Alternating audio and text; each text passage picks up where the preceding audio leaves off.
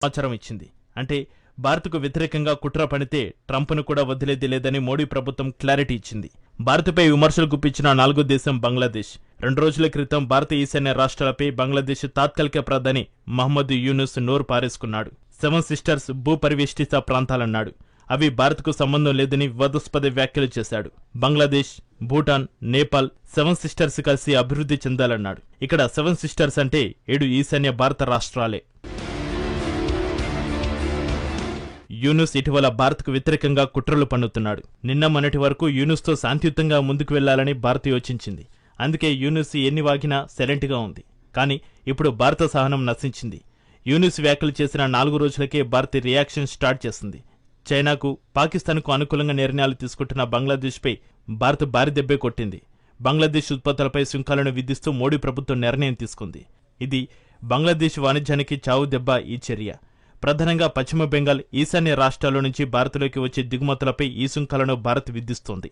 దీంతో బంగ్లాదేశ్కు చెందిన $77 కోట్ల విలువైన ఎగుమతులపై భారత సుంకాల ప్రభావం పడనుంది.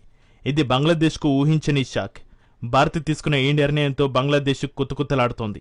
ఆ దేశానికి చెందిన గార్మెంట్ పరిశ్రమపై దెబ్బ పడనుంది. ఫైనల్ గా బంగ్లాదేశ్ ఆర్థిక వ్యవస్థకు భారం పెరుగుతోంది.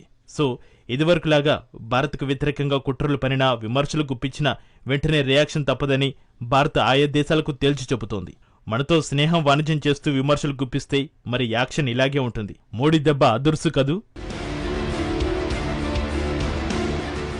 స్నేహమా, శత్రుత్వమా, మాతో ఎలా ఉండాలనుకుంటున్నారో తేల్చుకోమని ప్రపంచానికి భారత ప్రధాని మోడీ అల్టిమేటం జారీ చేస్తున్నారు.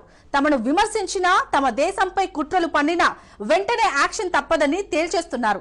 తమకు భాగస్వాములే అవసరమని, బోధకులు అవసరం లేదని ఇటీవలే జయశంకర్ చేసిన వ్యాఖ్యలను మోడీ నిజమని నిరూపిస్తున్నాడు.